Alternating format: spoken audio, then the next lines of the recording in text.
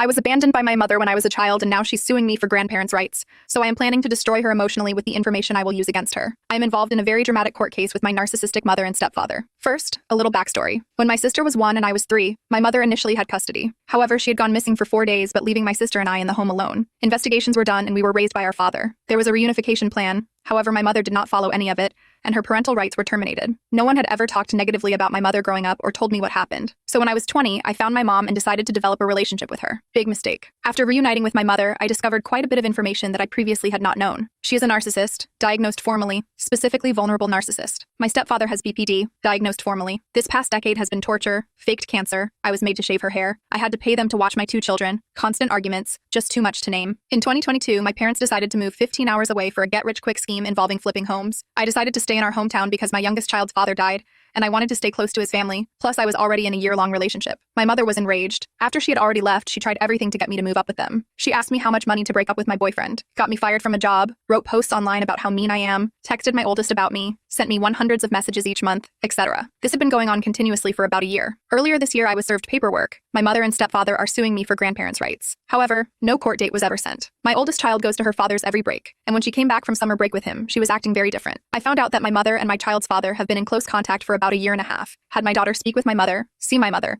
and recorded videos of her that my child did not know about. I have sole legal and physical custody, so needless to say, a huge argument happened, and I am now restricting any visitation. As a result of this incident, my mother and stepfather set a court date for a month from now. So here's why I ask if ATA. For court, I plan on using text messages where my mother said my stepfather is a danger to children, text messages from my daughter's father stating my mother is psychotic and he would never give our child access to her, and my mother's court records. My mother has over 140 plus charges on her record in 5 different states. My stepfather knows none of it. I'm also using the fact that her parental rights to me were terminated, so legally she has no rights to my children. My concern is that knowing she's a narcissist, when I use these documents in court, it will humiliate her and probably turn my stepfather against her. I do worry it's going to trigger a horrible reaction from my mother, possibly the worst. I wish my mother no harm. I just want to be left alone and protect my children. I've been no contact this whole time, hoping it would stop, but it hasn't. I am feeling so conflicted. Update. 4.5 months later. Court was postponed twice by my mother for reasons I don't know. Then it was postponed for a 3rd time due to accusations that I was an unfit mother and my daughter had suicidal ideations. My mother asked the judge to appoint a guardian ad litem to make sure the children were safe. Court was rescheduled to March 2025. The past 5 months I have been doing nothing but researching my mother. I found she has a total of 19 active warrants, including 3 probation violations. I turned everything over to my lawyer in hopes something would work. 2 days after discovery was turned over to my mother's lawyers, my lawyer called to let me know she officially dropped the case. My children and I met with the guardian ad litem. They told the judge they see no issues whatsoever.